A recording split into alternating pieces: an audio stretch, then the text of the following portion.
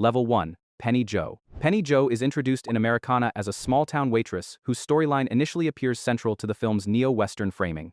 The script positions her as the narrative opener, placing her in an environment shaped by barroom conversations, rural tension, and the slow, escalating unease that defines the film's tone. One technical element of the role is the pronounced stutter she uses throughout her early scenes. The performance choice is meant to indicate a character hardened by circumstance, while still carrying emotional vulnerability beneath the surface. However, the film shifts focus away from Penny Joe shortly after establishing her, redirecting the plot toward other characters in the ensemble. This structural choice leaves her arc underdeveloped, causing her scenes to feel disconnected from the later movements of the story. Despite this, her earliest interactions remain tightly framed, relying heavily on close-ups and diegetic sound to emphasize the tension between her inner life and the film's crime-driven atmosphere. A less commonly known detail about Sydney Sweeney's involvement is that the film's marketing emphasized Penny Joe as the main character, even though the screenplay reduces her presence as the story progresses. Because the film spent more than 2 years shelved before release, early promotional materials continued to center her prominently, creating a mismatch between expectation and the final cut. Within the film, one standout moment occurs in her first third of the narrative, where she confronts a customer in the diner during a quietly intense exchange that demonstrates her ability to build emotional volatility through tightly controlled body language. Her character threads are ultimately overshadowed by the storyline surrounding Mandy, played by Halsey, whose arc dominates the mid to late structure of the film. As a result, Penny Joe's performance exists primarily as an ambitious role, constrained by the film's shifting priorities. Level 2. Margaret Whitmer. Margaret Whitmer enters Eden as part of a survivalist community attempting to build a utopian colony in the Galapagos Islands. Her characterization is structured around restraint, caution, and a clear sensitivity to the escalating paranoia that begins to fracture the group dynamic. The role is positioned within a large ensemble, so the script depends on subtle, reactive performance rather than spectacle. Margaret's early scenes emphasize her discomfort with the colony's leadership structure, using small behavioral cues like shortened responses, tense posture, and careful observation of group disagreements to convey her unease. The film places her at the midpoint between the colony's idealists and the characters who descend into authoritarian behavior. This positioning allows her reactions to act as a barometer for the community's moral decline.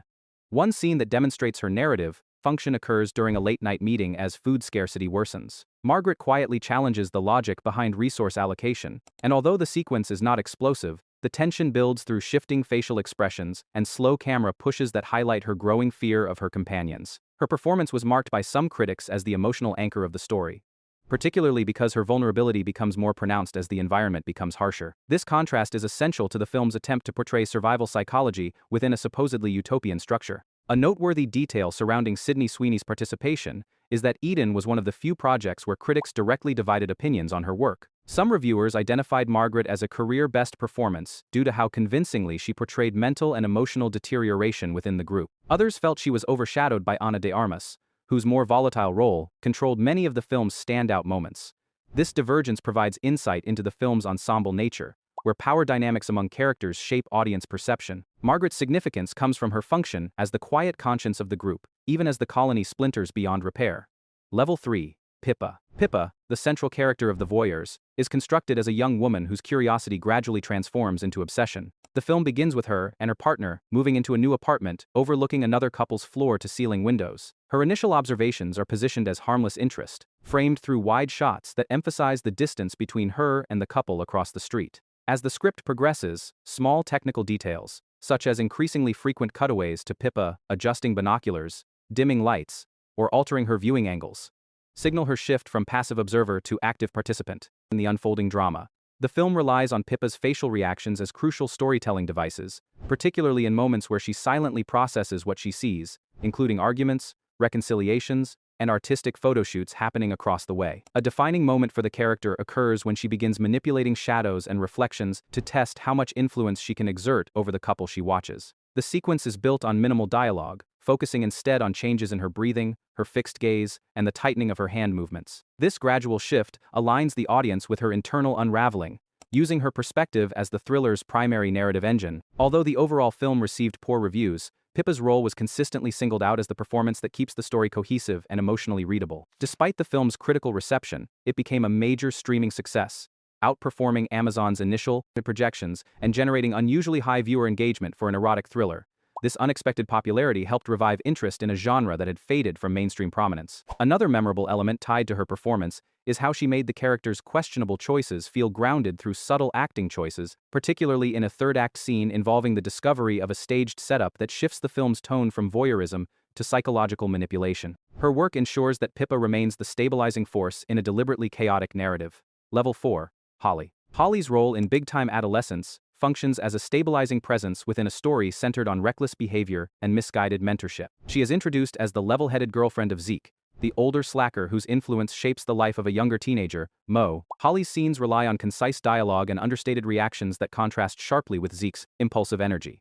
From her first appearance, the framing establishes her as someone who recognizes the dysfunction in Zeke's lifestyle yet remains entangled in it, creating a subtle push and pull dynamic that helps define the emotional stakes of the film. In several early sequences, Holly's performance hinges on carefully controlled body language, such as crossed arms, slowed speech, or pointed glances, whenever Zeke begins making irresponsible decisions. These details allow her character to express internal conflict without interrupting the scene's comedic rhythm. A particularly effective moment appears when she quietly challenges Zeke after he dismisses Mo's boundaries. The scene is short and delivered without heightened emotion, but it signals Holly's growing disillusionment and helps chart the eventual separation between her and Zeke. A notable detail surrounding Sydney Sweeney's performance is that she was repeatedly praised for stealing scenes despite not being the film's lead. Reviewers highlighted her ability to match the pacing and tone of a comedic ensemble while still grounding her character in realism.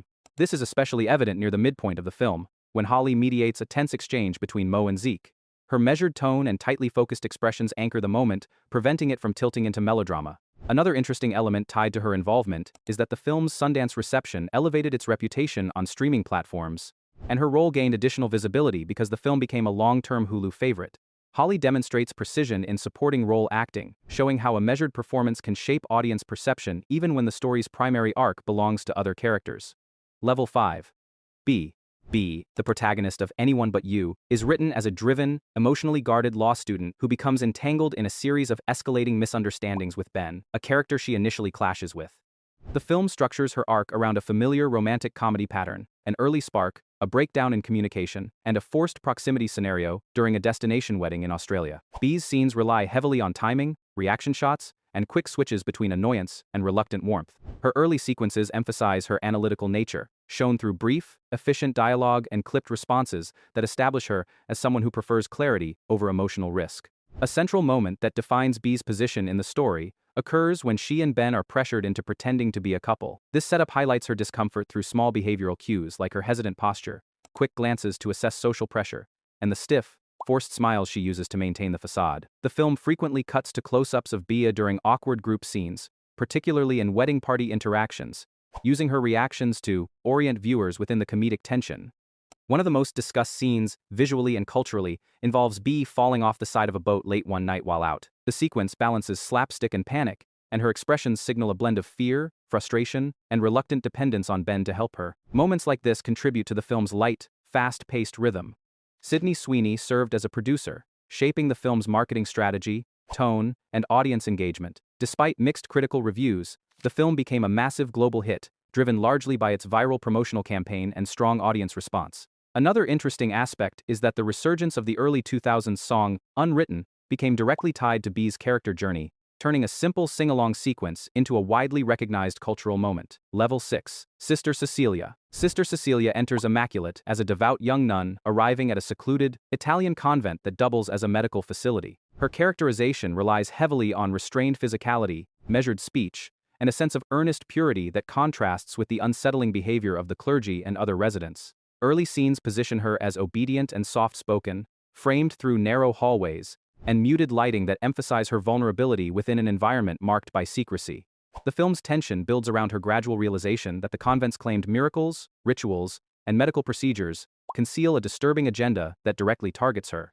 A defining element of Cecilia's arc is her increasing isolation. Mid-film sequences rely on tight close-ups, often lingering on her eyes as she processes fragments of information, overheard conversations, locked doors, and whispered warnings. A memorably intense scene occurs when she discovers evidence suggesting that her pregnancy, the central mystery of the story, was orchestrated without her consent. Her reaction is communicated through controlled breathing, trembling hands, and the silent calculation of escape routes rather than overt panic, which keeps the suspense grounded. One of the film's most striking moments arrives in the third act, when Cecilia attempts to flee through the convent's underground passageways. The sequence uses practical effects, rapid camera movements, and the claustrophobic setting to highlight her desperation. Her physical performance becomes the engine of the film as her innocence gives way to survival instinct, culminating in a violent confrontation that defines the film's lasting impact. Sydney Sweeney had first auditioned for Immaculate roughly a decade earlier, long before she secured the ability to produce the project. Bringing it to life required revisiting the role with a more mature, psychologically layered interpretation. The film's commercial success, including setting a new opening weekend record for its distributor, further amplified the visibility of her performance and confirmed the viability of the producer-star model she was cultivating. Level 7.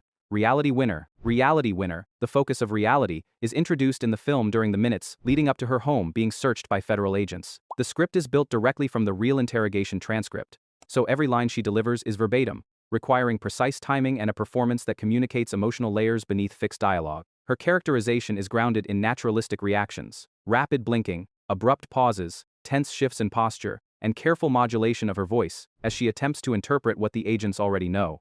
The film's structure confines her to tight spaces, such as her living room, hallway, and small back rooms, using these limited environments to emphasize pressure closing in. A defining early moment appears when she tries to maintain normal conversation while agents gradually expand the search. Her subdued tone, forced politeness, and measured breathing reflect the psychological strain of trying to appear cooperative while processing the gravity of the situation. Throughout the interrogation, she cycles through guarded calm, rising anxiety, and flashes of defensive instinct, expressed not through dramatic gestures but through micro-reactions that reveal her internal deterioration. Because the film's dialogue cannot be improvised or rewritten, her performance depends on nonverbal communication.